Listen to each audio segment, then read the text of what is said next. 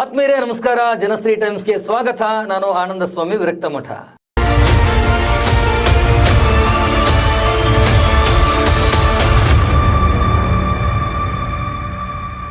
ಇದು ರಕ್ತ ಕಣ್ಣೀರು ಅಲ್ಲ, ರಕ್ತ ಕಣ್ಣೀರು ಅಲ್ಲ, ನೀರಿಗಾಗಿ ರಕ್ತ ಹರಿಸ್ತಕ್ಕಂತಹ ಅಭಿಯಾನ. ಹಾಗಿದ್ರೆ ಏನಿದು ರಕ್ತ ಸಹಿ ಅಭಿಯಾನ? ತುಂಬಾ ಅಭಿಯಾನಗಳನ್ನು ನಾವು ಕೇಳಿದ್ದೇವೆ. ಎಷ್ಟೋ ಜನ ನಮಗಿವತ್ತು ಈ ಒಂದು ಯೋಜನೆ ಆಗಬೇಕು ಅಥವಾ ಈ ಸೌಕರ್ಯ ನಮ್ಗೆ ಸಿಗಬೇಕು, ಮೂಲ ಸೌಲಭ್ಯಗಳು ನಮ್ಗೆ ಬೇಕೇ ಬೇಕು ಅಂತಕ್ಕಂಥ ನಿಟ್ಟಿನಲ್ಲಿ ಸಾಕಷ್ಟು ರೀತಿಯಲ್ಲಿ ಹೋರಾಟಗಳನ್ನ ಮಾಡ್ತಾರೆ. ನೀರಿಗಾಗಿ ಹೋರಾಟಗಳು ನಡೀತವೆ, ಸೂರಿಗಾಗಿ ಹೋರಾಟಗಳು ನಡೀತವೆ, ದೂರಿಗಾಗಿಯೂ ಕೂಡ ಹೋರಾಟಗಳು ನಡೀತವೆ. ಆದರೆ ಇದೊಂದು ಡಿಫ್ರೆಂಟ್ ಆಗಿರುವಂಥ ಅಭಿಯಾನ. ಏನು ಈ ಅಭಿಯಾನ? ಯಾಕೆ ಇಲ್ಲಿ ನೀರಿಗಾಗಿ ರಕ್ತ ಅಂತ ಈ ಶೀರ್ಷಿಕೆ ಇದೆ? ಇದು ರಕ್ತ ಕಣ್ಣೀರು ಅಲ್ಲ, ನೀರು ಬೇಕು ಅನ್ನೋದಕ್ಕಾಗಿ ರಕ್ತದ ಅಭಿಯಾನ. ಹಾಗಿದ್ರೆ ಏನು ಈ ಅಭಿಯಾನದ ಉದ್ದೇಶ ಏನು? ಇದರ ಸಂಕಲ್ಪವೇನು? ಗದಗದಲ್ಲಿ ಈ ಥರದೊಂದು ಅಭಿಯಾನದ ಬಗ್ಗೆ ತುಂಬಾನೇ ಚರ್ಚೆಗಳು ಹುಟ್ಕೊಂಡಿವೆ. ಈ ರಕ್ತ ರಾಜಕೀಯದ ಉದ್ದೇಶವನ್ನು ಇಟ್ಕೊಂಡು ಇವತ್ತು ರಕ್ತ ಸಹಿಗಳಾಗ್ತಾ ಇವೆಯಾ ಅಥವಾ ನಿಜಕ್ಕೂ ಕೂಡ ಕಳಕಳಿ ಇದೆಯಾ? ಏನಿದ್ರ ಉದ್ದೇಶ ಏನು?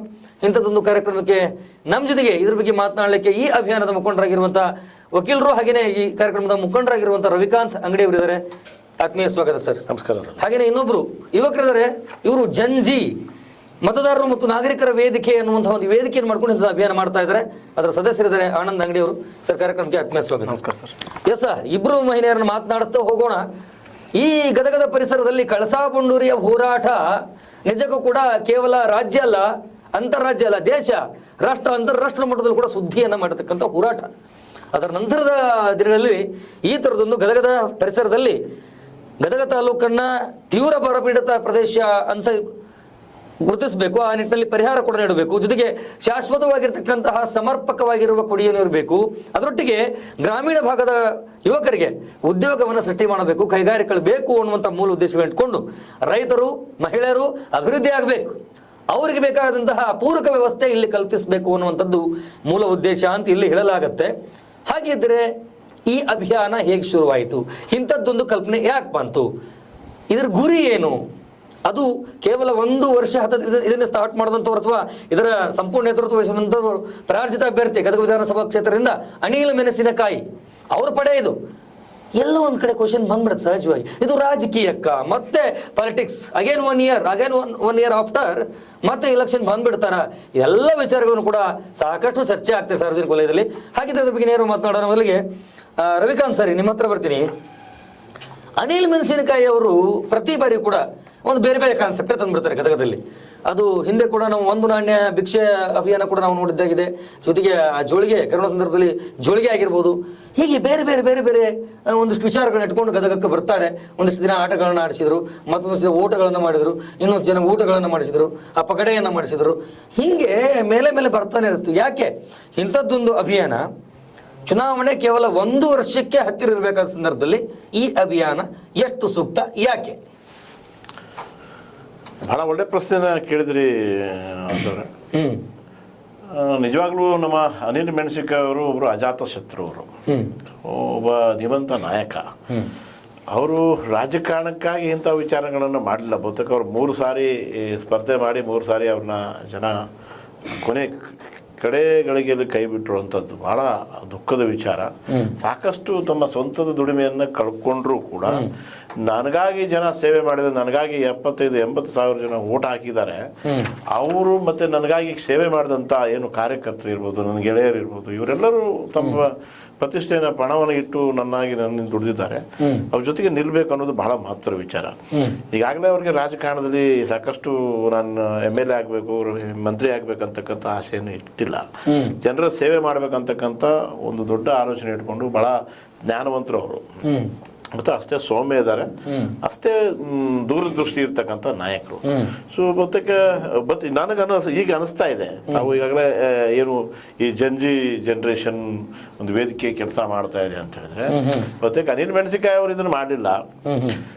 ಅನಿಲ್ ಮೆಣಸಿನಕಾಯಿ ಅವ್ರ ಹತ್ರ ಈ ಟೀಮ್ ಏನಿದೆ, ಒಂದು ಯುವ ಜನಾಂಗ ಟೀಮು, ಈ ಜನರಿಗೆ ಈ ತಾಲೂಕಿಗೆ ನೋಡ್ರಿ 80 ವರ್ಷ ಆಯಿತು ನಮಗೆ ಸ್ವಾತಂತ್ರ್ಯ ಸಿಕ್ಕು. ನಮ್ಗೆ ಮೂಲಭೂತ ಸೌಲಭ್ಯಗಳು ಸಿಗಲ್ಲ ಅಂತ ಹೇಳಿದ್ರೆ, ಬೇಸಿಕ್ ನೀರಿನ ವ್ಯವಸ್ಥೆ 25 ದಿನಕ್ಕೊಮ್ಮೆ ಸಿಗುತ್ತೆ ಅಂತ ಹೇಳಿದ್ರೆ ನಾವ್ ಎಲ್ಲಿದೀವಿ ಅಂತ ಆಲೋಚನೆ ಈಗ ಯುವಕರಲ್ಲಿ. ಸಾರಿ ಫಾರ್ ಇಂಟರಪ್ಟಿಂಗ್, ನಿಮ್ಮನ್ನು ಇಂಟರಪ್ಟ್ ಮಾಡ್ತಾ ಇದ್ದೀನಿ. ನೀವು ಹೇಳ್ತಾ ಇದ್ರಿ ಅವರೊಬ್ರು ಸೌಮ್ಯ ಸ್ವಭಾವದ ನಾಯಕ, ಅವರಿಗೆ ಸೇವೆ ಮಾಡ್ಬೇಕು ಅನ್ನುವಂಥ ಕಳಕಳಿ ಇದೆ, ಸೇವೆಯೇ ಮೂಲೋದ್ದೇಶವಾಗಿದೆ ಅನ್ನುವಂಥದ್ದನ್ನು ಹೇಳ್ತೀರಿ. ಒಬ್ಬ ನಾಯಕ ಅನಿಸ್ಕೊಂಡವನಂತವನು ಅಥವಾ ಒಬ್ಬ ಸೇವಕ ಆದಂಥವನು ಈಗ ಪರಾಜಿತಗೊಂಡ ನಂತರ ಯಾಕೆ ಜನರ ಮಧ್ಯದಲ್ಲಿ ಇರಬಾರ್ದಿತ್ತು? ಯಾಕೆ ಈ ಥರದ ಆಲೋಚನೆಗಳು, ಯೋಜನೆಗಳು ಆವಾಗಿನಿಂದನೂ ಆರಂಭವಾಗಿಬಹುದಿತ್ತಲ್ಲ? ಈಗ ಇನ್ನೂ 1 ವರ್ಷ ಬಾಕಿ ಉಳಿತಪ್ಪ, ಮತ್ತೆ ಜನರ ಹತ್ರ ಹೋಗುವಂಥದ್ದು ಅಂತ ಅನ್ಸಲ್ವಾ? 4 ವರ್ಷ ಮಾಡ್ಬೋದಿತ್ತಲ್ಲ ಈ ಅಭಿಯಾನನ? ಇಲ್ಲ, ಸರಿ ಇದೆ. ತಾವು ಹಿಡಿದು ಬಹಳ ಉತ್ತಮ ಪ್ರಶ್ನೆ. ಏನಂತಂದ್ರೆ ಇವತ್ತು ಜೀವನ ನಡಿಬೇಕು. ಮನುಷ್ಯ ತಾನು ಸ್ವಯಂ ದುಡಿದ್ರೇನೆ ಏನಾದ್ರೂ ಮಾಡ್ಲಿಕ್ಕೆ ಸಾಧ್ಯತೆ ಇದೆ. ನಮ್ಮ ನಗರದಲ್ಲಿ ಇದ್ದು ಇಷ್ಟೊಂದು ಸಾಲ ಏನು ಎಲ್ಲ ಮಾಡಿ ಜೀವನ ಮಾಡುವಂಥದ್ದು ಅದನ್ನ ಸರಿ ಮಾಡ್ಕೋಬೇಕು, ಜೀವನ ಮಾಡ್ಬೇಕು. ಮತ್ತೆ ಉದ್ಯೋಗ ಅಡ್ವೊಕೇಟ್ ಆಗಿ ಸಾಕಷ್ಟು ಕೆಲಸ ಮಾಡ್ತಾ ಇದಾರೆ ಅವರು. ಅವ್ರ ಸೇವೆ ಬೆಂಗಳೂರಲ್ಲಿ ಇಲ್ಲಿಂದ ನಮ್ಮ ಜಿಲ್ಲೆಯಲ್ಲಿ ಬಹುತೇಕ ಬಹಳಷ್ಟು ಜನ ಅವ್ರ ಸೇವೆಯನ್ನು ತೋಡ್ ಬರ್ತಾ ಇದಾರೆ. ಯಾವ ರೀತಿ ಸೇವೆ? ಎಲ್ಲಾ ರೀತಿಯಿಂದ ಡಿಪಾರ್ಟ್ಮೆಂಟ್ ಕೆಲಸಗಳು ಇರ್ಬೋದು, ಪೊಲಿಟಿಕಲ್ ಕೆಲಸ ಇರ್ಬೋದು, ಮತ್ತೆ ಕೋರ್ಟ್ ಕಚೇರಿ ಕೆಲಸ ಇರ್ಬೋದು, ಸಣ್ಣ ಪುಟ್ಟ ಜಗಳಗಳಿರ್ಬೋದು, ಹೊರಮನೆ ಜಮೀನ್ ಕೆಲಸಗಳಿರ್ಬೋದು, ಅವರ ವೈಯಕ್ತಿಕ ಆರ್ಥಿಕ ನೆರವುಗಳು ಇರ್ಬೋದು, ಎಂಪ್ಲಾಯ್ಮೆಂಟ್ ಇರ್ಬೋದು, ಉದ್ಯೋಗ ಇರ್ಬೋದು, ವಿದ್ಯಾರ್ಥಿಗಳಿಗೆ ಹೆಚ್ಚಿನ ಒಂದು ವಿದ್ಯಾಭ್ಯಾಸ ಇರ್ಬೋದು, ಬಹಳಷ್ಟು ಕೆಲಸ ಕಾರ್ಯಗಳನ್ನ ಗೊತ್ತಿಲ್ಲದೇ ಮಾಡ್ಕೊಂಡ್ ಬರ್ತಾರೆ. ನಾನೇ ಸುಮಾರು ಸರಿ ಹೋಗಿ ಬಂದಿನಿ. ಹಿಂಗೆ ಇಟ್ ಮೀನ್ಸ್ ಅನಿಲ್ ಮೆಣಸಿನಕಾಯಿ is not stopped his work. ಹೌದು ಸ್ಟಿಲ್ ವರ್ಕಿಂಗ್ ಅಂತ ನೀವು ಹೇಳ್ತೀರಿ. ಹೌದು ಅವರು ನೀವು ಇನ್ನಲ್ಲ ಯಾವಾಗ ಕೊನೆವರೆಗೂ ಅವ್ರು ನಿಲ್ಸಕ್ ಸಾಧ್ಯ ಇಲ್ಲ. ಅವ್ರ ಹತ್ರ ಹೋಗ್ಲಾರ್ದವ್ರು ಯಾವ ಪಕ್ಷದವ್ರು ಇಲ್ಲ, ನೆನಪಿರ್ಲಿ. ಗೊತ್ತಿದ್ದಂತ ಅಷ್ಟು ಆತ್ಮೀಯ ಸಂಬಂಧ ಇರ್ತಕ್ಕಂಥವ್ರು ಅವರು. ಎಸ್, ಇದ್ರ ಬಗ್ಗೆ ಮಾತನಾಡ್ತಾ ಹೋಗೋಣ ಎಳೆಯಾಗಿ. ಮೊದಲಿಗೆ ಈಗ ಆನಂದ್ ಅವ್ರನ್ನ ಮಾತನಾಡಿಸ್ತೀನಿ. ನೀವೊಬ್ರು ಯುವಕರು, ಗದಗಕ್ಕೆ ನಿಜಕ್ಕೂ ಕೂಡ ನೀವು ಇಲ್ಲಿ ಉದ್ಯೋಗವನ್ನು ಕೂಡ ಇದ್ರಲ್ಲಿ ಇಟ್ಕೊಂಡಿದ್ದೀರಿ. ಒಂದು ಕಾನ್ಸೆಪ್ಟ್ ಇದೆ ಇದರಲ್ಲಿ. ಉದ್ಯೋಗ ಗದಗಕ್ಕೆ ಈ ಸಂದರ್ಭದಲ್ಲಿ ಸಿಗದೇ ಇರುವಂತಹ ಸ್ಥಿತಿ ನಿರ್ಮಾಣ ಆಗಿದೆಯಾ, ಅಥವಾ ಮೊದಲಿನ ಕೂಡ ಉದ್ಯೋಗ ವಂಚಿತರಲ್ಲಿದ್ದಾರಾ ಅಂತ ನಿಮ್ಗೆ ಅನ್ಸುತ್ತಾ? ಸರ್, ಕಳೆದ 70 ವರ್ಷಗಳಿಂದನೂ ಕೂಡ ಗದಗ ಉದ್ಯೋಗ ವಂಚಿತವಾಗಿದೆ ಅಂತಕ್ಕಂಥ ಮಾತನ್ನ ಹೇಳಕ್ ನಾ ಇಷ್ಟಪಡ್ತೀನಿ. ಯಾಕಂದ್ರೆ ಗದಗ್ನಲ್ಲಿ ಎಲ್ಲ ರೀತಿಯಿಂದ ಅವರಿಗೆ ಪರಿಣಿತಿ ಹೊಂದಿದಂತ ಯುವಕರು ಸಾಕಷ್ಟು ಜನ ಇದ್ದಾರೆ. ಅದು ಅವತ್ತಿನ ಕಾಲದಲ್ಲೂ ಇದ್ದಾರೆ, ಇವತ್ತಿನ ಕಾಲದಲ್ಲಿ ಇನ್ನೂ ಹೆಚ್ಚಾಗಿದ್ದಾರೆ. ಆದರೂ ಕೂಡ ನಮ್ಮ ಗದಗದಲ್ಲಿ ಎಲ್ಲ ಕೈಗಾರಿಕೆಗಳನ್ನ ಸ್ಥಾಪನೆ ಮಾಡುವಂತಹ ಎಲ್ಲ ರೀತಿಯ ವಾತಾವರಣ ಇದ್ರೂ ಕೂಡ ಇಲ್ಲಿ ಕೈಗಾರಿಕೆಗಳನ್ನ ತರಲಾರದೆ ಇಲ್ಲಿನ ಯುವಕರನ್ನ ನಿರುದ್ಯೋಗಿಗಳನ್ನಾಗಿ ಮಾಡ್ತಕ್ಕಂತ ಕೆಲಸ ಉದ್ದೇಶಪೂರ್ವಕವಾಗಿ ನಡೀತಾ ಇದೆ ಅಂತಕ್ಕಂಥ ಮಾತು ನನಗೆ ವೈಯಕ್ತಿಕವಾಗಿ ನನಗೆ ಅನಿಸ್ತಲ್ಲ. ಈಗ ಒಬ್ಬ ಯುವಕನನ್ನ ಆತನಿಗೆ ಉದ್ಯೋಗವನ್ನು ಸೃಷ್ಟಿ ಮಾಡಿ ಆತನಿಗೆ ಒಂದು ಬದುಕನ್ನು ಕಟ್ಕೊಡ್ಬೇಕು ಅನ್ನೋದು ಪ್ರತಿಯೊಬ್ಬರದು ಇರುತ್ತೆ. ನೀವ್ ಹೇಳೋ ಲೆಕ್ಕದಲ್ಲಿ ಯುವಕರನ್ನ ನಿರುದ್ಯೋಗಿಗಳನ್ನಾಗಿ ಮಾಡ್ಬೇಕು ಅನ್ನೋದು ಯಾವ ನಾಯಕನಿಗೆ ಇರ್ಲಿಕ್ಕೆ ಸಾಧ್ಯ, ಯಾರಿಗೆ ಇರ್ಲಿಕ್ಕೆ ಸಾಧ್ಯ? ಎಸ್ ಸರ್, ನಿಮ್ಮ ಪ್ರಶ್ನೆ ಬಹಳ ಒಳ್ಳೆಯದಾಗಿದೆ ಸರ್. ಈಗ ನಾವು ನಮ್ಮ ಜಿಲ್ಲೆ ಕೂಡ 1997ರಲ್ಲಿ ಜಿಲ್ಲೆಯಾಗಿ ರಚನೆ ಆಯಿತು. ಪಕ್ಕದ ಬಾಗಲಕೋಟೆ ಕೂಡ ರಚನೆ ಆಯಿತು. ಆಮೇಲೆ ಪಕ್ಕದ ಕೊಪ್ಪಳ ಜಿಲ್ಲೆ ಕೂಡ ರಚನೆ ಆಯಿತು. ದಾವಣಗೆರೆ ಕೂಡ 97ರಲ್ಲಿ ಕೂಡ ರಚನೆ ಆಗಿತ್ತು. ಆ ಜಿಲ್ಲೆಗಳ ಅಭಿವೃದ್ಧಿಯನ್ನು ನೋಡಿದಾಗ, ಆ ಜಿಲ್ಲೆಯಲ್ಲಿ ಸ್ಥಾಪನೆ ಆದಂತ ಕೈಗಾರಿಕೆಗಳನ್ನು ನೋಡಿದಾಗ, ಆ ಕೈಗಾರಿಕೆಗಳು ಅಲ್ಲಿ ಯಾಕೆ ಸ್ಥಾಪನೆ ಆದವು, ನಮ್ಮ ಜಿಲ್ಲೆಯಲ್ಲಿ ಯಾಕೆ ಆಗ್ಲಿಲ್ಲ ಅನ್ನೋದು ಕೂಡ ನಮ್ಮಲ್ಲಿ ಪ್ರಶ್ನೆ ಬರ್ತದೆ. ಆ ಪ್ರಶ್ನೆಗಳು ಬಂದಾಗ ನಮ್ಮ ಜಿಲ್ಲೆಯಲ್ಲೂ ಕೂಡ ಅತ್ಯಂತ ಪ್ರಭಾವಿ ರಾಜಕಾರಣಿಗಳಿದ್ದಾರೆ. ಪ್ರತಿ ಸಾರಿ ಯಾವುದೇ ಸರ್ಕಾರ ಬರಲಿ, ಅದು ಬಿಜೆಪಿ ಸರ್ಕಾರ ಆಗಿರ್ಬೋದು, ಕಾಂಗ್ರೆಸ್ ಸರ್ಕಾರ ಆಗಿರ್ಬೋದು, ಒಳ್ಳೆ ಖಾತೆಗಳನ್ನ ನಿಭಾಯಿಸುವಂತ ಸಚಿವರುಗಳು ನಮ್ಮ ಕ್ಷೇತ್ರದಲ್ಲಿ ಇದ್ದಾರೆ, ನಮ್ಮ ಜಿಲ್ಲೆಯಲ್ಲಿದ್ದಾರೆ. ಆದ್ರೂ ಕೂಡ ಇಲ್ಲಿ ಕೈಗಾರಿಕೆಗಳನ್ನ ತರಲಿಲ್ಲ ಅಂದ್ರೆ ಯುವಕರಲ್ಲಿ ಇದೊಂದು ಪ್ರಶ್ನೆ ಮೂಡ್ತದೆ. ಬಹುಶಃ ಯುವಕರಿಗೆ ಉದ್ಯೋಗವನ್ನ ನೀಡಿದ್ದೇ ಆದ್ರೆ ಎಲ್ಲಿ ಗದಗ್ ಯುವಕರು ಮುಂದೆ ಹೋಗ್ತಾರೋ, ಎಲ್ಲಿ ಗದಗ ಅಭಿವೃದ್ಧಿ ಆದ್ರೆ ಇಲ್ಲಿ ನಮ್ ಗದಗ ಏನಾದ್ರು ಕೈ ತಪ್ಪ ಹೋಗುತ್ತೋ ಅನ್ನೋದು ಒಂದು ಅವ್ರದ್ದು ಇರ್ಬೋದು ಸರ್. ಅವ್ರದ್ದೊಂದು ವಿಚಾರ ಅವ್ರ ತಲೆಯಲ್ಲಿ ಇರ್ಬೋದು. ಈಗ ನೀವ್ ಹೇಳ್ತಿದ್ರಿ, ಹಾ ಸರ್, ಸರ್ಕಾರಗಳು ಅಂದ ತಕ್ಷಣ ಅದು ಕಾಂಗ್ರೆಸ್ ಆಗಿರ್ಲಿ ಅಥವಾ ಬಿಜೆಪಿ ಆಗಿರ್ಲಿ, ಅದು ಸರ್ಕಾರನೇ ಜನಪರವಾಗಿ ಸೇವೆ ಮಾಡ್ಲಿಕ್ಕೆ ಇರೋದು. ನಿಮ್ಮ ಬಿಜೆಪಿ ಸರ್ಕಾರದಲ್ಲಿ ನೀವು ಹೇಳೋ ಲೆಕ್ಕದಲ್ಲಿ ಎಲ್ಲೋ ಒಂದು ಕಡೆ ನೀವು ಬಿಜೆಪಿ ಕಡೆ ಒಲವಿದೆ ಅಂತ ನಿಮ್ಮ ಮಾತಿನಲ್ಲಿ ನನಗೆ ಅನಿಸ್ತಾ ಇದೆ. ಬಿಜೆಪಿ ಸರ್ಕಾರ ಇದಾಗಲೂ ಕೂಡ ಬಿಜೆಪಿ ಮುಖಂಡರು ಕೂಡ ಇಲ್ಲಿದ್ದಾರೆ. ಅನಿಲ್ ಮೆಣಸಿನಕಾಯಿ ಅವರು ಕೂಡ ಬಿಜೆಪಿ ಮುಖಂಡರು. ಯಾಕೆ ನಿಮ್ಮ ಪೂರ್ಣ ಪ್ರಮಾಣದ ಸರ್ಕಾರದ ನೀವು ಮಾಡಲಿಲ್ಲ? ಈ ಅಭಿಯಾನಗಳು ಯಾಕೆ ಅವಾಗ ಆಗ್ಲಿಲ್ಲ? ಯಾಕೆ ಅವಾಗ ಇಲ್ಲಿ ಉದ್ಯೋಗ ಸೃಷ್ಟಿ ಮಾಡ್ತಕ್ಕಂಥ ಕೆಲಸಗಳ ಬಗ್ಗೆ ಯೋಚನೆ ಮಾಡಲಿಲ್ಲ? ಸರ್, ನೀವು ಕೇಳಿದ್ದು ಬಹಳ ಒಳ್ಳೆ ಪ್ರಶ್ನೆ ಸರ್. ಆದ್ರೆ ಉದ್ಯೋಗಗಳನ್ನ ಸೃಷ್ಟಿ ನಿಮ್ಗೆ ಮೊದ್ಲಂಗ್ ಕ್ಲಾರಿಫಿಕೇಶನ್ ಕೊಡ್ತೀನಿ. ನಾನು ಬಿಜೆಪಿ ಪರನೂ ಅಲ್ಲ, ಕಾಂಗ್ರೆಸ್ ಪರನೂ ಅಲ್ಲ. ನಾನೊಬ್ಬ ಜನಜಿ ಯುವಕ, ನಾನೊಬ್ಬ ಯುವಕರ ಪ್ರತಿನಿಧಿ. ಈ ಜನಜಿ ಅವಾಗ್ಲೂ ಕೂಡ ಹುಟ್ಕೊಳ್ಬಹುದಿತ್ತಲ್ಲ ಅಂತ ಸರ್. ಅವಾಗ್ಲೂ ಹುಟ್ಕೋಬೋದಾಗಿತ್ತು. ಆದ್ರೆ ಅವತ್ ನಮ್ಮ ಈಗ ನೀವ್ ಹೇಳಿದ್ರೆ ಅನಿಲ್ ಮೆಣಸಿನಕಾಯಿ ಅವರು ವರ್ಕರ್ ಇದಾರೆ ಅಂತ, ಬಟ್ ಅವ್ರಿಗೆ ಅಧಿಕಾರ ಇರಲಿಲ್ಲ. ಆಮೇಲೆ ನಮ್ಮ ಸರ್ಕಾರದಲ್ಲಿ ನಾವು ಮಾಡಬೇಕು ಅಧಿಕಾರ ಇದೆಯಾ ಸರ್? ಇವತ್ತು ಇಲ್ಲ ಸರ್, ಇಲ್ಲ. ಈಗ ಹೆಂಗ್ ಮಾಡ್ತಾ ಇದಾರೆ ಸರ್? ಜನಪರ ಕಾಳಜಿ ಸರ್ ಅದು. ಈಗ ನಾವು ಈಗ ಯಾವ ತರ ಅಂದ್ರೆ, ಈಗ ಕಾಳಜಿ ತೋರ್ಸಕ್ಕೆ ಅಧಿಕಾರನೇ ಬೇಕಾಗಿ ಅಲ್ಲ, ನೀವೇ ಹೇಳ್ತಾ ಇದ್ದೀರಿ ಅವತ್ತು ಅಧಿಕಾರ ಇರಲಿಲ್ಲ ಅಂತ. ಅವತ್ತು ಅಧಿಕಾರ ಇರಲಿಲ್ಲ. ಇಲ್ಲಿ ಅನಿಲ್ ಮೆಣಸಿನಕಾಯಿ ಅನ್ನೋರಿಗೆ ಇಲ್ಲಿ ಅಧಿಕಾರ ಇರಲಿಲ್ಲ. ಆಮೇಲೆ ನಮ್ಮ ಏನಿದೆ ನಮ್ಮ ಜಿಲ್ಲೆ ಏನಿದೆಯಲ್ಲ, ಇದು ನಾನು ಯಾವುದೇ ಪಕ್ಷದವ್ರನ್ನ ಟಾರ್ಗೆಟ್ ಮಾಡಿ ಹೇಳಕತ್ತಿಲ್ಲ. ಎಲ್ಲಾ ರಾಜ್ಯಕ್ಕೆ ಪಕ್ಷಗಳೇ. ಆನಂದ್ ಅವ್ರ, ಈಗ ನಮ್ಮ ಗದಗದಲ್ಲಿ ನೀವು ಹೆಂಗಾಗಿ ಇನ್ನು ಎಷ್ಟು ಜನ ಇಲ್ಲಿ ನಿರುದ್ಯೋಗಿಗಳಿರ್ಬೋದು ಅಂತ ನಿಮ್ಗೆ ಅನ್ಸುತ್ತೆ ಒಂದು ರೇಷಿಯೋ? ಸರ್, ನನ್ ಕೇಳಿದ್ರೆ ಸುಮಾರು 70% ಜನ ಇಲ್ಲಿ ಯುವಕರು ನಿರುದ್ಯೋಗಿಗಳಾಗೇ ಇದ್ದಾರೆ. ಉದ್ಯೋಗಿಗಳು ಯಾರಪ್ಪ ಅಂದ್ರೆ ತಮ್ಮ ಸ್ವಂತ ಯಾರು ಉದ್ಯೋಗಗಳನ್ನು ಮಾಡ್ಕೊಂಡಿದ್ದಾರೆ, ಅಗ್ರಿಕಲ್ಚರ್ ಅಲ್ಲಿ ಯಾರು ಅಲ್ಲಿ ಬ್ಯುಸಿ ಆಗಿದ್ದಾರೆ, ಅವ್ರನ್ನ ಬಿಟ್ರೆ ಇಂಜಿನಿಯರಿಂಗ್, ಮೆಡಿಕಲ್, ಡಿಪ್ಲೊಮಾ ಈ ತರ ಯಾವ ಟೆಕ್ನಿಕಲ್ ಕೋರ್ಸ್ ಯಾರು ಮಾಡಿದ್ದಾರೆ ಅವ್ರಿಗೆ ಯಾವುದೇ ರೀತಿಯ ಉದ್ಯೋಗಗಳು ನಮ್ಮ ಜಿಲ್ಲೆಯಲ್ಲಿ ನಮ್ಮ ಯುವಕರಿಗೆ ಸಿಗ್ತಾ ಇಲ್ಲ ಅಲ್ವಾ? ಹೌದು. ಹಾಗಿದ್ರೆ ಈ ನೀವು ಅಭಿಯಾನ ಯಾವಾಗ ಶುರು ಮಾಡಿದ್ರಿ? ಎಷ್ಟು ದಿನಗಳಾಯ್ತು ಸರ್? ನಾವು ಅಭಿಯಾನ ಶುರು ಮಾಡಿ ಇದು ನಮ್ಮ ಒಂದು ಅಭಿಯಾನ ಶುರು ಮಾಡಿ ಕಳೆದ 20 ದಿನಗಳ ಮೇಲಾಯ್ತು ಸರ್ ಈಗ. ಬಟ್ ನಮ್ಮ ನಾಯಕರಾದಂತ ಅನಿಲ್ ಮೆಣಸಿನಕಾಯಿ ಅವರದ ಉದ್ದೇಶ ಯಾವುದು ಇವತ್ತು ನಿನ್ನೆದಲ್ಲ ಸರ್. ಇಲ್ಲ, ಅದನ್ನ ಮಾತಾಡೋಣ, ಖಂಡಿತ ಅದ್ರ ಬಗ್ಗೆ ನಾನು ಮಾತಾಡ್ತೇನೆ. ನನ್ನ ಪ್ರಶ್ನೆ ಇಷ್ಟೇ, 20 ದಿನಗಳಿಂದ ಅಭಿಯಾನ ಆರಂಭವಾಗಿದೆ. ಹೌದು ಸರ್. ನೀವು ಹೇಳಿದ್ರೆ 70% ನೋಡ್ರಿ, 20 ಡೇಸ್ ಇಂದ ಆರಂಭವಾಗಿದೆ, 70% ನಿರುದ್ಯೋಗಿಗಳಿದ್ದಾರೆ. ನಿಮ್ಮಿಂದ 70% ನಲ್ಲಿ 20% ಆದ್ರೂ ಯುವಕರು ಜೊತೆಗೆ ಬರ್ತಾ ಇದಾರೆ, ಸ್ವಯಂ ಪ್ರೇರಿತವಾಗಿ ಬರ್ತಾ ಇದಾರೆ ಯುವಕರು. ನಾವು ಎಲ್ಲಿ ಯಾರಿಗೂ ಕೂಡ ನೀವು ಯಾರಿಗೂ ಫೋರ್ಸ್ ಮಾಡಿಲ್ಲ ಇಲ್ಲಿವರೆಗೂ. ನಾವ್ ಈ ತರ ಅಭಿಯಾನ ಮಾಡ್ತೀವಿ ಅಂತ ನಾವು ಒಂದು ಯುವಕರು ಕೂಡಿ ಚರ್ಚೆ ಮಾಡಿದಾಗ ಇವತ್ ನೋಡಿ ಸರ್, ಇವತ್ತಿಗಾಗ್ಲೇ 15,000ಕ್ಕೂ ಹೆಚ್ಚು ರಕ್ತಸಹಿ ಅಭಿಯಾನಗಳಾಗಿವೆ. ಯುವಕರು ತಾವೇ ಸ್ವಯಂ ಪ್ರೇರಿತವಾಗಿ ಬರ್ತಾ ಇದ್ದಾರೆ. ಯಾಕಂದ್ರೆ ಯುವಕರು ರೋಸ್ ಹೋಗಿಬಿಟ್ಟಿದ್ದಾರೆ ಸರ್ ಗದಗ್ನಲ್ಲಿ. ಗದಗ್ ಜಿಲ್ಲೆಯಲ್ಲಿ ಯುವಕರ ಕಾನ್ಸೆಪ್ಟ್ ಬಗ್ಗೆ ಮಾತಾಡ್ತೀನಿ. ಈಗ ರವಿಕಾಂತ್ ಅಣ್ಣವ್ರ ಹತ್ರ ಮಾತಾಡ್ತೀನಿ. ಈಗ ರವಿಕಾಂತ್ ಸರ್ ಅವರು ಯುವಕರ ಬಗ್ಗೆ ಮಾತಾಡಿದ್ರು. ಈ ಬರ ಪೀಡಿತ ಪ್ರದೇಶ ಅದಲ್ವಾ ಗದಗದ್ದು, ಇಲ್ಲಿ ಗದಗ ತಾಲೂಕ ಅಂತ ಅಷ್ಟೇ ಇದೆ. ಈ ಗದಗ ಜಿಲ್ಲೆಯಲ್ಲಿ ಗದಗ ತಾಲೂಕ ಮಾತ್ರ ಬರ ಪೀಡಿತನ? ಇಲ್ಲ, ಅದು ಸ್ವಲ್ಪ ಬದಲಾವಣೆ ಆಗ್ಬೇಕಾಗಿತ್ತು ವರದಲ್ಲಿ. ಈಗಾಗಲೇ ನಾವು ಎಲ್ಲಾ ಕಡೆನೂ ಕೂಡ ಅದನ್ನೇ ಪ್ರೆಸ್ ಮೀಟ್ ಮಾಡಿದೀವಿ. ಇದು ಗದಗ ಜಿಲ್ಲೆಯೇ ಬರಪೀಡಿತ ಪ್ರದೇಶ ಅಂತ ಘೋಷಣೆ ಮಾಡಬಹುದು. ಇಟ್ಸ್ ಓಕೆ, ಹಂಗಿದ್ರೆ ಸರಿ. ಅದ್ರ ಬಗ್ಗೆ ಈಗ ಒಂದು ತಮ್ಗೆ ಗೊತ್ತಿದೆ, ಬರಪೀಡಿತ ಪ್ರದೇಶ ಅಂದಾಗ ನಾವು ಮೊನ್ನೆ ಸಚಿವರಲ್ಲಿ ಮನವಿ ಮಾಡ್ಕೊಂಡಿವಿ ನಮ್ಮ ಬಸವರಾಜ ರಾಯರೆಡ್ಡಿ ಹತ್ರ. ಬಹಳ ಉತ್ತಮ ಒಂದು ಪ್ರತಿಕ್ರಿಯೆನ ಕೊಟ್ಟರು ಅವರು. ಬಟ್ ಏನಂತ ಹೇಳ್ತಿದ್ರೆ, ನಾ ಸಿರಟೆಯಲ್ಲಿ ಅವರು ಅವರ ರಿವ್ಯೂ ಮಾಡಿ ಹೊರಗಡೆ ಪ್ರೆಸ್ ಮೀಟ್ ಮಾಡುವಾಗ ಮಾತಾಡ್ತಾ ಇದ್ರು. ಸೊ ನಾ ಹೇಳಿದೆ, ಗದಗ ಜಿಲ್ಲೆಯಲ್ಲಿ ಸುಮಾರು 70% ಜನ ರೈತಾಪಿ ವರ್ಗ ಇದೆ. ಎಲ್ಲ ಮಳೆ ಆಶ್ರಿತ ಇರ್ತಕ್ಕಂಥ ಜನ. ಮಳೆ ಆಗದೆ ಇದ್ರೆ ನಾವೆಲ್ಲ ಮತ್ತೆ ಗುಳೆ ಹೋಗುವಂತ ಪ್ರದೇಶ. ಇವತ್ತು ಜಾನುವಾರುಗಳಿಗೆ ಮೇವಿಲ್ಲ, ನೀರಿಲ್ಲ, ಮನುಷ್ಯನಿಗೆ ಕುಡಿಲಿಕ್ಕೆ ತಿನ್ಲಿಕ್ಕೆ ನಾವು ಬರೀ ಅನ್ನ ತಿಂದ್ರೆ ಬದುಕಾಗತ್ತ? ಎಲ್ಲವೂ ಬೇಕಲ್ಲ. ಮತ್ತೆ ದುಡಿಮೆ ಇಲ್ಲದೆ ಏನಾಗುತ್ತೆ ಸರ್? ನಿಮ್ಗೆ ಗೊತ್ತಿಲ್ಲ, ಒಂದ್ ಎಕರೆಗೆ ಮಿನಿಮಮ್ 20,000 ರಿಂದ 30,000 ರೂಪಾಯಿ ಖರ್ಚು ಮಾಡ್ಬೇಕು. ಈ ಎಲ್ಲಾ ಖರ್ಚು ಮಾಡಿದಂತ ಯಾವುದೇ ದುಡ್ಡು ಬರೆದು ಸಾಲ ಸೂಲ ಮಾಡಿ ತಂದಂಥದ್ದು, ಗೊಬ್ಬರ ಬೀಜಗಳು ಜಾಸ್ತಿ ಆಗಿರೋದ್ರಿಂದ, ಕಾರ್ಮಿಕರು ಸಿಗದೇ ಇರೋದ್ರಿಂದ ಕಾರ್ಮಿಕರಿಗೆ ಏನು ಪೇಮೆಂಟ್ ಕೂಡ ಕೊಡ್ಲಿಕ್ಕಾಗಂಥ ಪರಿಸ್ಥಿತಿ ಒಳಗಿದ್ದಾರೆ. ಹಾಗಾಗಿ ಅದನ್ನೆಲ್ಲ ಕಳ್ಕೊಂಡು ಬರನೂ ಆತು, ಬರದಿಂದ ಸರ್ಕಾರ ಪರಿಹಾರನೂ ಕೊಡಲಿಲ್ಲ. ಈಗೇನು ಹೇಳ್ತಾ ಇದ್ದಾರೆ, ಇನ್ನು 1 ತಿಂಗಳು ಬೇಕು, 15 ದಿನ ಬೇಕು, ಇದೆಲ್ಲ ವರದಿ ಬಂದ ಮೇಲೆ ನಾವು ಗದಗ ಜಿಲ್ಲೆ ಈ ಎಲ್ಲ ನಿಯಮಾವಳಿ ಪ್ರಕಾರ ಅಪ್ಲೈ ಆಗೋ ಸಾಧ್ಯತೆ ಇದೆ, ನಾವು ಅದನ್ನು ಘೋಷಣೆ ಮಾಡ್ತೀವಿ ಅಂತ ನಾನು ಹೇಳಿದೆ. ನೀವು ಘೋಷಣೆ ಮಾಡುವವರೆಗೂ ಕರ್ನಾಟಕ ಸರ್ಕಾರದಿಂದ ಮಧ್ಯಂತರ ಪರಿಹಾರವನ್ನು ಕೊಡ್ರಿ. ಅದು 1 ತಿಂಗಳು ಆಗತ್ತಂತೀರಿ, ಇವ್ರಿಗೆ ಒಂದು ಮಧ್ಯಂತರ ಪರಿಹಾರ ಕೊಡ್ಲೇಬೇಕಲ್ಲ. ಇಲ್ಲ ಜನ ಎಲ್ಲ ಊರ್ ಬಿಟ್ಟು ಹೋಗ್ತಾರೆ, ದನ ಕರುಗಳನ್ನ ಮಾರುವಂತ ಸಿಚುವೇಶನ್, ಕುರಿ ಕೋಳಿಗಳನ್ನ ಮಾರುವಂತ ಸಿಚುವೇಶನ್ಸ್ ಇದೆ.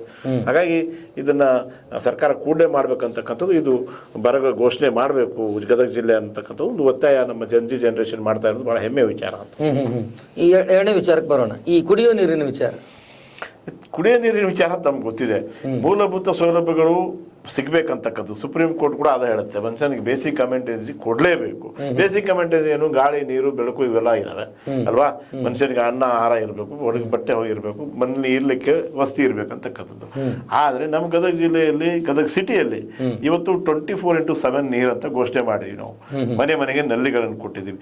ನೀವು ಹೋಗಿ ಚೆಕ್ ಮಾಡ್ರಿ, ಯಾವುದರ ಮನೆಗೆ ಒಂದು ಸಿಂಗಲ್ ಮನೆಗೆ 24 ಗಂಟೆ ನೀರಿದೆಯಾ ಅಂತ ಚೆಕ್ ಮಾಡಿ. ಅಥವಾ 24 ಗಂಟೆ ಬದಲು 25 ದಿನಕ್ಕೊಮ್ಮೆ ನೀರಂತ ಮಾಡಿದ್ರೆ ಬಹಳ ಒಳ್ಳೇದು ಅಂತ ನನ್ನ ಅಭಿಪ್ರಾಯ.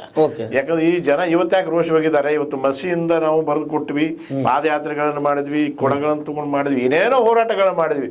ಅವೆಲ್ಲವನ್ನು ಮೀರಿ ಇವತ್ತು ರಕ್ತ ಚಳವಳಿ ಯೂತ್ ಜನರೇಷನ್ ಮಾಡ್ತಾ ಇದೆ ಅಂತ ಹೇಳಿದ್ರೆ, ಇದು ಸರ್ಕಾರಕ್ಕೆ ಮತ್ತು ಇಲ್ಲಿ ಆಡಳಿತ ನಡೆಸ್ತಕ್ಕಂಥ ಜನಪ್ರತಿನಿಧಿಗಳು ಎಲ್ಲಿ ಹೋದ್ರು, ಯಾಕೆ ಆಗಲ್ವಾ ಇವ್ರ ಕೈಯಲ್ಲಿ ಅಂತಕ್ಕಂಥ ಪ್ರಶ್ನೆ ನಾವು ಮಾಡ್ತಾ ಇದ್ದೀವಿ. ಯುವಜನಾಂಗ ಅವ್ರಿಗೆ ಬರ್ತಾ ಇದೆ. ಇದು ನಿಜ ನಿಜವಾದಂಥದ್ದು ಅಂತ. ಈಗ ನೀವು ಹೇಳಿದ್ರಿ, ಈಗ ನಾನು ಇದನ್ನ ಆನಂದ್ ಅವ್ರನ್ನ ಪ್ರಶ್ನೆ ಮಾಡ್ಲಿಕ್ಕೆ ಆಗೋದಿಲ್ಲ. ನೀವೊಬ್ರು ಬಿಜೆಪಿ ಮುಖಂಡರು, ನಿಮ್ಮನ್ನು ಪ್ರಶ್ನೆ ಮಾಡ್ಬೇಕಾಗತ್ತೆ ಖಂಡಿತ. ಇಷ್ಟು ವರ್ಷಗಳ ಕಾಲ, ಇಷ್ಟು ಅವಧಿಗಳ ಕಾಲ ಹಾವೇರಿ ಗದಗ ಲೋಕಸಭಾ ಯಾರ ಬಳಿ ಇತ್ತು? ಬಿಜೆಪಿ ಇತ್ತು. ಯಾಕೆ ಇವಾಗಲೂ ಕೂಡ ಇದ್ದಾರೆ? ಹೌದು. ಯಾಕೆ ಅದ್ರ ಬಗ್ಗೆ ನಿಮ್ಮವರು ಧ್ವನಿ ಎತ್ತುದಿಲ್ಲ? ನಮ್ಮವ್ರು- ಯಾಕೆ ಕೇಂದ್ರದಿಂದ ಏನೋ ಆ ಉದ್ಯೋಗಗಳು ಸಿಗಲೇಬಾರ್ದು ಅಂತಿದೆಯಾ? ಮೋದಿ ಅವರು ಹೇಳಿದ ನಿರುದ್ಯೋಗಿಗಳನ್ನ ನಾವು ಉದ್ಯೋಗಿಗಳು ಮಾಡ್ತೀವಿ ಅಂತ ನಿಮ್ ಥಾಟ್ ಇರೋದೇ ಅದು. ಯಾಕೆ ನೀವು ಕೂಡ ಕೇಂದ್ರ ಸರ್ಕಾರದಿಂದ ದೊಡ್ಡ ಯೋಜನೆ ತರಬಹುದಲ್ವಾ? ಇಲ್ಲಿಗೆ ಅವಕಾಶ ಇದೆಯಲ್ವಾ? ನಿಮ್ಮ ನಾಯಕರಿಗೆ ಅದನ್ನ ನೀವು ಹೇಳ್ಬೋದಲ್ಲ, ಮನವರಿಕೆ ಮಾಡಬಹುದಲ್ಲ? ಯಾಕೆ ಆ ತರದ ಪ್ರಯತ್ನ ನಡೆಯೋದಲ್ಲ? ಹೋಗ್ಲಿ, ಒಂದು ಎರಡೋ ಯಾವುದೋ ಒಂದು ದೊಡ್ಡ ದೊಡ್ಡ ವೇದಿಕೆಯಲ್ಲಿ ಕಾರ್ಯಕ್ರಮ ಇದ್ದಾಗ ಮಾತ್ರ ನಿಮ್ ಸಂಸದರುಗಳು ಕಾಣಿಸ್ಕೊಳ್ತಾರೆ. ಅದು ಹಿಂದಿನವರಾಗಿರ್ಬೋದು, ಈಗಲವರಾಗಿರ್ಬೋದು. ಅಪಾರ್ಟ್ ಫ್ರಮ್ ದಟ್, ಯುವಕರಿಗೋಸ್ಕರ ಅಥವಾ ಮಹಿಳೆಯರಿಗೋಸ್ಕರ ಏನ್ ನಡೀತಾ ಇದೆ? ನಿಮ್ಮಿಂದ ಏನ್ ನಡೀತಾ ಇದೆ? ಇಲ್ಲ, ನಿಜವಾಗ್ಲೂ ನಮ್ಮ ಹಿಂದೆ ಇದ್ದಂತ MP ಅವರು ಕೂಡ ಸಾಕಷ್ಟು ಕೆಲಸಗಳನ್ನ ಯುವ ಜನರೇಷನ್ ಕೆಲಸ ಮಾಡಿದ್ರೆ ಇವತ್ತಿನ ರಸ್ತೆಗಳಿರೋ ಗದಗ ಜಿಲ್ಲೆಯಲ್ಲಿ ಏನ್ ಅಭಿವೃದ್ಧಿ ಆಯ್ತು? ಯಾವ್ದೊಂದು IT ಕಂಪನಿ ಬಂತು, ಏನ್ ನಡೀತಿಲ್ಲಿ? ಅಲ್ಲ, ಉದ್ಯೋಗ ಸೃಷ್ಟಿ ಆಗ್ಲಿಕ್ಕೆ ಏನ್ ಪ್ರಯತ್ನ ಯಾರು ಮಾಡಿದ್ರಿ? ಕೊಡ್ಬೇಕು? ಇಲ್ಲಿಯ ಸರ್ಕಾರ, ಕರ್ನಾಟಕ ಸರ್ಕಾರ ಇದ್ದಾಗ ಕರ್ನಾಟಕ ಸರ್ಕಾರ, ಕೇಂದ್ರ ಸರ್ಕಾರದಲ್ಲಿ ನಾವು ಪ್ರವೇಶ ಇಲ್ಲ? ಕರ್ನಾಟಕ ಸರ್ಕಾರದವರು ಎಲ್ಲಾ ರೀತಿಯಿಂದ ವ್ಯವಸ್ಥೆಗಳನ್ನ ಮಾಡಿಕೊಡ್ಬೇಕು. Okay. ಈಗ ನಮ್ಮ ತಾಲೂಕಿನಲ್ಲಿ ಇರ್ತಕ್ಕಂಥ ಶಾಸಕರು ಕಂಟಿನ್ಯೂಸ್ ಆಗಿ ಶಾಸಕರಾಗಿದ್ದಾರೆ ಅಲ್ವಾ? ಅವ್ರ ಪ್ರಭಾವ ಜಾಸ್ತಿ ಇದೆ ಸರ್. ಅದ್ರ ಬಗ್ಗೆ ಮಾತನಾಡೋಣ ಸರ್. ನನ್ನ ಪ್ರಶ್ನೆ, ಆದ್ರೆ ನೀವು ಇವತ್ತು ಮೋದಿ ಅವರನ್ನ ಯುವಕರು ಬೆಂಬಲಿಸಲಿಕ್ಕೆ ಕಾರಣ ಅಂತ ಹೇಳಿದ್ರೆ, ಒಂದ್ ಸೈಡ್ ಎಜುಕೇಟೆಡ್ ಮಾಡ್ಲಿಕ್ಕೆ, ಇನ್ನೊಂದ್ ಸೈಡ್ ಬಂದ್ಬಿಟ್ಟು ಉದ್ಯೋಗವನ್ನು ಕೊಡ್ತೀನಿ ಅನ್ನೋದಕ್ಕೆ ಯುವಕರು ಇವತ್ತು ಮೋದಿ ಅವರನ್ನ ಬೆಂಬಲಿಸ್ತಾ ಇದ್ದಾರೆ. ಆ ನಿಟ್ಟಿನಲ್ಲಿ ಕೇಂದ್ರದಿಂದ ಗದಗಕ್ಕೆ ಸಿಕ್ಕಿರುವಂತ ಕೊಡುಗೆ ಏನು? ನಾನು ಮಾತಾಡ್ತಿರೋದು ರೈಲ್ವೆ, ಅದು ಇದು ಅದ್ರ ಬಗ್ಗೆ ಮಾತಾಡ್ತಾ ಇಲ್ಲ. ಓನ್ಲಿ ಇಲ್ಲಿ ಉದ್ಯೋಗ ಅಂತ ಇದೆ, ಉದ್ಯೋಗದ ಬಗ್ಗೆ ಮಾತಾಡ್ತಾ ಇಲ್ಲ. ಉದ್ಯೋಗ ಅವ್ರು ತಯಾರಿದ್ದಾರೆ. Okay. ಹೌದಾ? ನೀವು ಕರ್ನಾಟಕದಲ್ಲಿ ಏನಾದ್ರೂ ಬೇಕಂದ್ರೆ ಸ್ಪೇಸ್ ಬೇಕು ಅಲ್ವಾ? ಹೌದು. ನೀರು ಕೊಡ್ಬೇಕು, ಜಮೀನು ಕೊಡ್ಬೇಕು, ಅವ್ರಿಗೆ ಬೇಕಾದಂತ ಎಲ್ಲಾ ವ್ಯವಸ್ಥೆಗಳನ್ನ ನೀಟಾಗಿ ತೊಂದರೆ ಆಗ್ಲಾರ್ದಂಗೆ ಮಾಡಿಕೊಡ್ಬೇಕು ಅಲ್ವಾ? ಯಾರು ಮಾಡ್ಕೊಡ್ಬೇಕು? ಯಾರು ಮಾಡ್ಕೊಡ್ಬೇಕು? ಅವ್ರ ಆಸಕ್ತಿ ಇಲ್ಲಲ್ಲ. ಅವ್ರ ಆಸಕ್ತಿ ಕೊಟ್ಟು, ಅವ್ರು ಸರ್ಕಾರಕ್ಕೆ ಪ್ರಪೋಸಲ್ ಕೊಟ್ಟು, ಸೆಂಟ್ರಲ್ ಪ್ರಪೋಸಲ್ ಕೊಟ್ಟು ಇದನ್ನ ಮಾಡ್ಕೊಂಡು ಬಂದ್ರೆ 100% ಸಿಗತ್ತೆ. ಈಗ ನಿಮ್ಮನ್ನು ಕೇಳ್ತೀನಿ ನಾನು, ಈಗ ನಮ್ಮ ಶಾಸಕರಿಗೆ ನೀವೇ ಈ ರೀತಿ ಅಭಿಯಾನ ಮಾಡ್ತಾ ಇದ್ದೀರಿ, ಅಲ್ಲಿ ಯುವ ಧ್ವನಿ ಈ ರೀತಿ ಬರ್ತಾ ಇದೆ, ಮಹಿಳಾ ಧ್ವನಿ ಹೀಗಾಗ್ತಾ ಇದೆ, ರೈತರು ಒಕ್ಕೂರ್ಲಿಂದ ಇಂಥದ್ದೊಂದು ಕೋರಿಕೆ, ಇಂಥದ್ದೊಂದು ಬೇಡಿಕೆ, ಇಂಥದ್ದೊಂದು ಮನವರಿಕೆ ಮಾಡ್ತಾ ಇದ್ದಾರೆ. ಸೊ ನಮ್ಮ ಹತ್ರ ಈ ತರ ಡಾಟಾ ಇದೆ, ನೀವು ಈ ತರ ಮಾಡ್ಕೊಡಪ್ಪ, ಕೇಂದ್ರ ಸರ್ಕಾರಕ್ಕೂ ನಾವು ಪ್ರಯತ್ನ ಮಾಡೋಣ ಅನ್ನುವಂಥದ್ದನ್ನ ನಿಮ್ಮ ಜಂಜಿ ಪ್ರಯತ್ನ ಮಾಡುತ್ತೆ? 100% ಸರ್. ಈಗ ಜಂಜಿ ಏನಾಗಿದೆ, ಈಗ ಹೊರಗಡೆ ಬಂದಿರೋದ್ರಿಂದ, ಸೊ ಈಗ ನಾನಾಗಲೇ ಕ್ಲಿಯರ್ ಮಾಡ್ಲಿಕ್ಕೆ ಹೋದೆ, ಇದು ಅನಿಲ್ ಮೆಣಸಿಕಾಯಿ ಅವರದು ನಾವಾಗಿರ್ಬೋದು, ನಾವು ಜಂಜಿಗಳನ್ನು ತಯಾರು ಮಾಡಿದ್ದಲ್ಲ, ಅವರು ಜಂಜಿಗಳು ತಯಾರಾಗಿ ಈಗ ಇಂಥದ್ದು ಬೇಕಾಗಿದೆ, ನಮ್ಮ ಜೊತೆಗೆ ನೀವು ನಿಲ್ಬೇಕು, ನಿಮ್ಮ ಸಹಕಾರ ಬೇಕು ಅಂತ ಹೇಳಿ ಹೇಳಿದ್ರಿಂದ ಎಲ್ಲಾ ರೀತಿಯ ಪ್ರಯತ್ನಗಳನ್ನ, ಎಲ್ಲಾ ರೀತಿಯಿಂದ ಸಹಕಾರಗಳನ್ನ ಕೊಡ್ತಾ ಇದ್ದಾರೆ ನಮ್ಮ ಅನಿಲ್ ಮೆಣಸಿಕಾಯಿ ನೇತೃತ್ವದಲ್ಲಿ ಆಗ್ತಿರುವಂಥದ್ದು. ಹಾಗಾಗಿ ಈಗ ಅವ್ರು ಏನೆಲ್ಲ ಪ್ರಪೋಸಲ್ ಮಾಡ್ತಾರೆ, ಅವ್ರಿಗೆಲ್ಲ ಡೈರೆಕ್ಷನ್ಸ್ ಇರ್ಬೋದು, ಮತ್ತೊಂದು ಇರ್ಬೋದು, ಇಲ್ಲಿ ತಾಂತ್ರಿಕ ತಾವು ಹೇಳಿದ್ರಿ, ಈ ತರದ ಒಂದು ಪ್ರಪೋಸಲ್ ಮಾಡಿದ್ರೆ ನಿಜವಾಗ್ಲೂ ಎಲ್ಲಾ ರೀತಿಯಿಂದ ಸಹಕಾರವನ್ನು ಕೊಡಿಸ್ಲಿಕ್ಕೆ ನಾವು ಪ್ರಯತ್ನ. Yes sir. ಇನ್ನು ಆನಂದ್ ಅವರೇ, ಈ ಜನ್ಜಿ ಅಭಿಯಾನ ಅಂತೂ ಆರಂಭವಾಗಿದೆ, ರಕ್ತ ಸಹಿಗಳನ್ನ ಮಾಡ್ತಾ ಇದ್ದೀರಿ. ಇದು ರಕ್ತವನ್ನು ತೆಗೆದುಕೊಳ್ಳೋದಿದೆಯಲ್ವಾ, ಕಾನೂನು ದೃಷ್ಟಿನಲ್ಲೂ ಕೂಡ ವೈದ್ಯಕೀಯ ದೃಷ್ಟಿಯಿಂದ ಸುರಕ್ಷಿತ ರೀತಿಯಲ್ಲೇ ಮಾಡ್ಬೇಕಾಗುತ್ತೆ. ಅದಕ್ಕೆ ಏನು ವ್ಯವಸ್ಥೆ ಮಾಡ್ಕೊಂಡಿದ್ದಾರೆ, ಹೇಗೆ ನಡೀತಾ ಇದೆ ಅದು? ಸರ್, ನಾವು ಈಗ ಸುಮಾರು 15,000ಕ್ಕಿಂತ ಹೆಚ್ಚು ರಕ್ತ ಸಹಿ ಸಂಗ್ರಹವನ್ನ ಮಾಡಿದೀವಿ ಸರ್. ಓಕೆ. ನಾವು ಪ್ರತಿಯೊಂದು ಸಹಿಯನ್ನು ಮಾಡಿಸ್ಬೇಕಾದ್ರೂ ಕೂಡ ನಾವು ನಾನೊಬ್ಬ ಮೆಡಿಕಲ್ BSc ನರ್ಸಿಂಗ್ ಕಂಪ್ಲೀಟ್ ಆದಂತ ವ್ಯಕ್ತಿ. ನಾನು ಕೂಡ ಅದ್ರ ಬಗ್ಗೆ ನನಗೆ ಅರಿವಿದೆ. ನಾನು ಯಾರ್ದೋ ಒಬ್ರದ್ದು ನಾವು ಬ್ಲಡ್ ಡ್ರಾ ಮಾಡಿ ಅವ್ರ ಸಿಗ್ನೇಚರ್ ಮಾಡಿಸ್ಬೇಕಾದಾಗ ಅಲ್ಲಿ ತೆಗೆದುಕೊಳ್ಬೇಕಂತ ಎಲ್ಲಾ ಮುನ್ನೆಚ್ಚರಿಕೆ ಕ್ರಮಗಳನ್ನು ನಾವು ತೆಗೆದುಕೊಂಡಿದ್ದೀವಿ. ಅದು ಎಲ್ಲಾ ರೀತಿಯಿಂದ ನಾವು ಅಲ್ಲಿ ಏನು ಇನ್ಫೆಕ್ಷನ್ ಆಗ್ಲಾರ್ದಂಗ, ಏನೋ ತೊಂದರೆ ಆಗ್ಲಾರ್ದಂಗ ಎಲ್ಲಾ ರೀತಿಯ ವ್ಯವಸ್ಥೆಗಳನ್ನ ನಾವು ನೀಟಾಗಿ ಮಾಡಿಕೊಂಡೇ ಈ ಅಭಿಯಾನಕ್ಕೆ ನಾವು ಆರಂಭ ಮಾಡಿದ್ವಿ ಸರ್. ಓಕೆ. ಈಗ ನೀವು 20 ದಿನಗಳಾಯ್ತು ಅಭಿಯಾನ ಆರಂಭ ಮಾಡಿ, ನಿಮಗೆ ಯಾವ ರೀತಿಯಾಗಿರ್ತಕ್ಕಂಥ ಸಹಕಾರ ಅಥವಾ ಸ್ಪಂದನೆ, ಏನ್ ಬರ್ತಿವೆ ಅಭಿಪ್ರಾಯಗಳು? ಸರ್, ಅದ್ಭುತ ಸ್ಪಂದನೆ ಅಂತೂ ಸಿಕ್ಕಿದೆ. ಯಾಕಂದ್ರೆ ಇವತ್ತಿನ ಈ ಜನರೇಷನ್ ಅಲ್ಲಿ, ಇವತ್ತಿನ ಈ ಕಾಲದಲ್ಲಿ ಬರೀ ಪೆನ್ನಲ್ಲಿ ಸಹಿ ಮಾಡಂದ್ರೆ ಯಾರು ಮಾಡೋದಿಲ್ಲ ಸರ್. ಇವತ್ತು ನಾವು ಅವರಿಗೆ ಬ್ಲಡ್ ಅಲ್ಲಿ ಸಿಗ್ನೇಚರ್ ಮಾಡೋದು ಅಂದ್ರೆ 20 ದಿನದಲ್ಲಿ ನಾವು 15,000 ಸೈನ್ಗಳನ್ನ ನಾವು ರೀಚ್ ಆಗಿದೀವಿ ಅಂದ್ರೆ ಅದ್ರ ಸ್ಪಂದನೆ ತಮ್ಮ ಕಣ್ ಮುಂದೆನೇ ಇದೆ ಸರ್. ಅದು ಯಾವ ಮಟ್ಟಿಗೆ ಅದರದ್ದು ಯಶಸ್ಸು ಬಂದಿದೆ, ಯಾವ ಮಟ್ಟಿಗೆ ಜನ ಅದ್ರ ಬಗ್ಗೆ ಅವೇರ್ನೆಸ್ ಆಗಿದ್ದಾರೆ, ಯಾವ ಮಟ್ಟಿಗೆ ಅದ್ರ ಬಗ್ಗೆ ಜನರು ತಲೆ ಕೆಡಿಸ್ಕೊಂಡು ನಾವು ಅದಕ್ಕೆ ಮುಂದೆ ಬರ್ತಿದ್ದಾರೆ ಅಂತಕ್ಕಂಥದ್ದನ್ನ ನೀವು ಇಲ್ಲಿ ನೋಡ್ಬೋದು ಸರ್. ಇವತ್ತು ಕೂಡ ಸುಮಾರು ಒಂದು 200 ಜನರನ್ನ ನಾವು ಬ್ಲಡ್ ಸಿಗ್ನೇಚರ್ ಮಾಡಿಸಿದ್ವಿ ಬೆಳಿಗ್ಗೆ. ಎಲ್ಲೆಲ್ಲಿ ಆಗಿದೆ ಇವಾಗ, ಎಲ್ಲೆಲ್ಲಿ ಮಾಡಿಸಿದ್ರಿ ಸರ್? ಆಲ್ಮೋಸ್ಟ್ ಎಲ್ಲ ಗದಗ ನಗರದ ಎಲ್ಲಾ ಕಡೆ ಎಲ್ಲ ವಾರ್ಡ್ ವೈಸ್ ಆಗ್ತಿದೆ ಸರ್. ಆಮೇಲೆ ಹಳ್ಳಿಗಳಲ್ಲೆಲ್ಲ ಸುತ್ತ ನಮ್ಮ ಗದಗ ವ್ಯಾಪ್ತಿಯ ಹಳ್ಳಿಗಳಲ್ಲಿ ನಡೀತಾ ಇದೆ.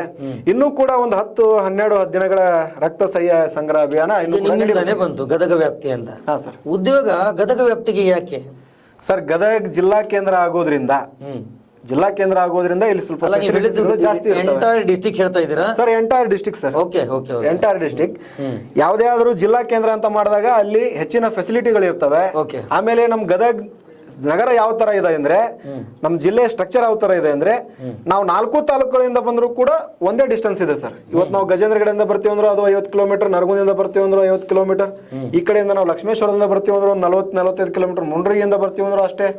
ಸೊ ಇದು ಸೆಂಟರ್ ಪಾಯಿಂಟ್ ಆಗಿರೋದ್ರಿಂದ ಗದಗ್ ನಗರ ಗದಗ್ ಜಿಲ್ಲೆಯ ಮಧ್ಯಭಾಗದಲ್ಲಿ ಇರೋದ್ರಿಂದ ಇಲ್ಲಿ ಫೆಸಿಲಿಟೀಸ್ಗಳು ಜಾಸ್ತಿ ಇರೋದ್ರಿಂದ ಕೈಗಾರಿಕೆಗಳ ಸ್ಥಾಪನೆ ಇಲ್ಲಿ ಆಗ್ಬೇಕು ಅನ್ನೋದು ನಮ್ದು ಅಭಿಪ್ರಾಯ ಸರ್. ಓಕೆ. ಇನ್ನು ಇದು ಅಭಿಯಾನದ ರೂಪುರೇಷೆಗಳೇನು ಅಂದ್ರೆ, ಇವಾಗ ನೀವು ಸಹಿ ಸಂಗ್ರಹ ಮಾಡ್ತಾ ಇದ್ದೀರಿ, ಮುಂದೆ ಏನ್ ಮಾಡೋರು ಇದ್ದೀರಿ, ಎಷ್ಟು ಸಂಗ್ರಹ ನಿಮ್ ಸಹಿ ಸಂಗ್ರಹ ಗುರಿ ಇದೆ, ಯಾರ್ಯಾರು ತಲುಪಿಸೋರು ಇದ್ದೀರಿ, ಇದನ್ನ ಹೆಂಗ ಅರ್ಥೈಸಿರಿದ್ದೀರಿ ಸರ್ಕಾರಕ್ಕೆ, ಅಥವಾ ನಿಮ್ಮ 2ನೇ ಹಂತ ಸಹಿ ಮಾಡಿಸಿದ್ರಿ, ಸುಮ್ನೆ ಕೊಟ್ರಿ, ಅವರು ತಗೊಂಡ್ರು, ಮುಂದಿನ ಹಂತ ಏನ್ ಮಾಡ್ತೀರಿ, ಹೆಂಗೆ ಸರ್? ನಿಮ್ಗೆ ನಿಜ ಹೇಳ್ಬೇಕಂದ್ರೆ ನಾವು ಸಹಿ ಸಂಗ್ರಹಣೆ ಮಾಡ್ಬೇಕಂದಿದ್ದು ಕೇವಲ 10,000 ಜನರದ್ದು. ಓಕೆ. 10,000 ಜನಜಿಗಳ ನಾವು ಬ್ಲಡ್ ಸಿಗ್ನೇಚರ್ ತಗೋಬೇಕಾಗಿದ್ದು ನಾವು ಗುರಿ ಇಟ್ಕೊಂಡಿದ್ದು. ಬಟ್ ಈ ಜನರ ಅದ್ಭುತ ಪ್ರತಿಕ್ರಿಯೆಯನ್ನು ನೋಡಿದಾಗ ಇವತ್ತಿಗಾಗ್ಲೇ ನಾವು ಏನೋ ತಮ್ಮ ಸಿಗ್ನೇಚರ್ ಮಾಡಿಸಿದ್ದು ಆಲ್ರೆಡಿ ಅವು 10,000 ಏನೋ ಆಗಿದೆ. ಆಮೇಲೆ ಈಗ ಏನ್ ಬ್ಲಡ್ ಅಲ್ಲಿ ಸೈನ್ ಹೊರತುಪಡಿಸಿ ತಮ್ಮ ಕೊಟ್ಟಿರೋರು ಏನು ಯಾರು ಸಿಗ್ನೇಚರ್ ಮಾಡಕ್ ಬರೋಲ್ವ ಅವರನ್ನ ಹೊರತುಪಡಿಸಿ ಇನ್ನೇನು ಏನ್ ನಾವು ಬ್ಲಡ್ ಸಿಗ್ನೇಚರ್ ಮಾಡಿಸಿದೀವಲ್ಲ, ಸಿಗ್ನೇಚರ್ ಮಾಡಿದವರು 15,000 ಸಂಖ್ಯೆ ದಾಟಿದೆ. ಸುಮಾರು 25,000 ಸಿಗ್ನೇಚರ್ ನಾವು ನಮ್ಮ ನಿರೀಕ್ಷೆಗೂ ಮೀರಿ ಕೂಡ ಇದು ಯಶಸ್ವಿ ಆಗ್ತಿರೋದ್ರಿಂದ ಇದ್ರ ಟಾರ್ಗೆಟ್ ಅನ್ನ ನಾವು 40,000 ತಗೋಬೇಕನ್ನೋ ಮಾಡಿಸಿದ ಕೂಡಲೇ ಯಶಸ್ವಿನ ಸರ್. ಸೈನ್ ಮಾಡಿಸಿದ ಕೂಡಲೇ ಯಶಸ್ವಿ ಅನ್ನೋದಕ್ಕಿಂತ ಎಷ್ಟೋ ಬಾರಿ ನಾವು ಮನವಿ ಕೊಟ್ಟಿದ್ದೇವೆ, ಎಷ್ಟೋ ಬಾರಿ ನಾವು ಅವ್ರಿಗೆ ಹೇಳಿದ್ದೇವೆ, ತಿಳಿಸಿದ್ದೇವೆ, ಹೋರಾಟಗಳನ್ನು ಮಾಡಿದ್ದೇವೆ. ಆದ್ರೂ ಕೂಡ ಇಲ್ಲಿನ ಜನಪ್ರತಿನಿಧಿಗಳೇ ಅದು ಅರ್ಥ ಆಗ್ತಿಲ್ಲ. ಈ ಯುವಕರು ಎಲ್ಲಾರು ಈಗ ಹಳ್ಳಿಗಳಲ್ಲಿ ಹೇಳ್ತಿರ್ತಾರೆ, ಯುವಕರದು ನಿಮ್ದು ಬಿಸಿ ರಕ್ತ ಅಂತ. ಆ ಬಿಸಿ ರಕ್ತವನ್ನಾದ್ರೂ ಅರ್ಪಣೆ ಮಾಡಿ ಅವ್ರಿಗೆ ಆ ಸಹಿ ಮುಖಾಂತರ ಅರ್ಪಣೆ ಮಾಡಿ ಅವಾಗಾದ್ರೂ ಇವರು ಇಲ್ಲಿ ಬದಲಾವಣೆಯನ್ನ ಮಾಡೋಕೆ ಮುಂದೆ ಬರ್ತಾರ ಅನ್ನೋದು ನಾವು ನೋಡ್ಬೇಕಾಗಿದೆ ಸರ್. ಇವತ್ತವರು ಇದು ಆರಂಭ, ನಮ್ ಜನಜಿಗಳದ ಹೋರಾಟ ಇದು ಆರಂಭ. ಈ ಆರಂಭದಲ್ಲೇ ನಾವು ಈ ಹೋರಾಟವನ್ನ ಮಾಡ್ತಿದೀವಿ.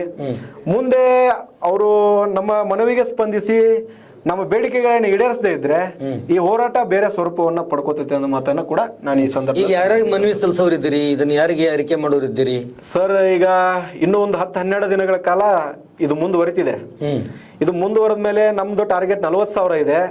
ಆ ಟಾರ್ಗೆಟ್ ರೀಚ್ ಆದ್ಮೇಲೆ ನಾವು ಗದಗ್ ನಗರದಲ್ಲಿ ಒಂದು ರ್ಯಾಲಿಯನ್ನು ಮಾಡಿ ಮಾನ್ಯ ಜಿಲ್ಲಾಧಿಕಾರಿಗಳಿಗೆ ಮನವಿಯನ್ನು ಕೊಟ್ಟು ಅವ್ರ ಮುಖಾಂತರ ಮಾನ್ಯ ಮುಖ್ಯಮಂತ್ರಿಗಳಿಗೆ ಹಾಗೂ ಮಾನ್ಯ ಪ್ರಧಾನಮಂತ್ರಿಗಳಿಗೆ ಈ ಮನವಿಯನ್ನು ಸಲ್ಲಿಸೋರಿದ್ದೇವೆ. ಸಾಧ್ಯ ಆದ್ರೆ ಸನ್ಮಾನ್ಯ ಮುಖ್ಯಮಂತ್ರಿಗಳು ಸಮಯ ಕೊಟ್ರೆ ಮುಖ್ಯಮಂತ್ರಿಗಳ ಬಳಿಯೇ ಹೋಗಿ ಈ ಎಲ್ಲ ಮಾಹಿತಿಯನ್ನು ಕೊಟ್ಟು ಅವ್ರಿಗೆ ಮನವಿ ಸಲ್ಲಿಸಬೇಕಂತ ನಮ್ದು ಆಶೆ ಇದೆ ಸರ್. ಅಂದ್ರೆ ಇದನ್ನ ಯಶಸ್ವಿ ಆಗೋರು ಕೂಡ ನೀವು ಬಿಡೋದಿಲ್ಲ ಸರ್. ಯಾವುದೇ ಕಾರಣಕ್ಕೂ ಬಿಡೋ ಮಾತೇ ಇಲ್ಲ. ಅದನ್ನ ನಾವು ಒಂದ್ಸಾರಿ ನಾವು ಇಟ್ಟ ಹೆಜ್ಜೆಯನ್ನ ಹಿಂದಿಡತಕ್ಕಂತಹ ಜನರೇಷನ್ ನಮ್ದು ಜನಜಿ ಜನರೇಷನ್ ಅಲ್ಲ. ನಾವು ಈಗ ಹೋರಾಟವನ್ನ ಪ್ರಾರಂಭ ಮಾಡಿದ್ದೇವೆ. ಈ ಹೋರಾಟವನ್ನ ಒಂದು ತಾರ್ಕಿಕ ಅಂತ್ಯಕ್ಕೆ ತೆಗೆದುಕೊಂಡು ಹೋಗೋವರೆಗೂ ಕೂಡ ನಾವು ಯುವಕರು ಗಟ್ಟಿಯಾಗಿ ಇರ್ತೇವೆ ಅಂತಕ್ಕಂಥ ಮಾತನ್ನ ನಿಮ್ಗೆ ಹೇಳಕ್ ಇಷ್ಟ. Thank you sir. ಈಗ ಏನ್ ಜಂಜಿ ಸಾಮಾನ್ಯ ಜನರು ಈ ಜಂಜಿನ ಹೆಂಗ್ ಅರ್ಥ ಮಾಡ್ಕೋಬೇಕು? ಈ ಸಾಮಾನ್ಯ ಜನರು ಅಂತಂದ್ರೆ ಈ ಹೊಸ ಯುವ ಪೀಳಿಗೆನ ಆಕ್ಚುಲಿ ಯುವಕರು ಅಂತೀವಿ. ಈ 97 ಆ ಜಂಜಿ ಪ್ಲಾಟ್ಫಾರ್ಮ್ ನೋಡಿದಾಗ 97 2012 ಹುಟ್ಟಿರುವಂತ ಈ ಹೊಸ ಮತದಾರರನ್ನ, ಸೊ ಈ 2012 ಬರ್ತಕ್ಕಂಥವ್ರು ಆಲ್ಫಾ ಅಂತ ಕರಿತೀವಿ. ಹೀಗೆ ಈ ಆಕ್ಚುಲಿ ನೋಡ್ರಿ, ಈ ಯುವ ಜನಾಂಗನೇ ಆಕ್ಚುಲಿ ನಾಡನ್ನ ಕಟ್ಟಿರುವಂಥದ್ದು, ಮುಂದಿನ ನಾಗರಿಕರಾಗಿರುವಂಥವ್ರು. ಇವರು ಈಗ ಜ್ಞಾನ ಏನು ಅಂತೀವಿ ನಾವು, ಅವ್ರನ್ನ ಅವೇರ್ನೆಸ್ ಆಗಿ ಅವರಲ್ಲಿ ಸಾಕಷ್ಟು ಜಾಗೃತಿ ಮೂಡಿ ಈಗ ಹೊರಗಡೆ ಬಂದಿದ್ದಾರೆ. ಏನು ವ್ಯವಸ್ಥೆ ಇದೆ, ಏನು ಅವಶ್ಯಕತೆ ಇದೆ, ನಾವ್ಯಾಕೆ ಇದನ್ನ ಹೋರಾಟ ಮಾಡಬೇಕು, ಇದನ್ನ ಹೇಗೆ ತಗೋಬೇಕು, ಇದರ ನೀಡ್ಸ್ ಎಷ್ಟು ಸಮರ್ಪಕವಾಗಿ ಬಳಸಬೇಕು ಅಂತಕ್ಕಂಥ ಒಂದು ಜಾಗೃತ ಮನೋಭಾವ ಬಂದಿರುವಂತ ಈ ಯುವ ಪೀಳಿಗೆ ಇದು. ಸೊ ಹಿಂದೆ ಒಂದು ಜಮಾನ ಇತ್ತು. ಈಗ ಸಾಕಷ್ಟು ಜನ ವಿದ್ಯಾವಂತರ ಆಗಿರೋದ್ರಿಂದ ಅವ್ರು ಬಹಳಷ್ಟು ಆಲೋಚನೆ ಮಾಡಿ ನಮಗೇನ್ ಬೇಕು, ನಾವ್ ಯಾವ ರೀತಿ ತಗೋಬೇಕು ಅಂತಕ್ಕಂಥ ಒಂದು ಮನೋಸ್ಥೈರ್ಯದಿಂದ ಬಂದಂತ ಹೊಸ ಪೀಳಿಗೆ ಇದು, ಹೊಸ ಟೀಮ್ ಇದು. Anand, this is my last question to you. Yes sir.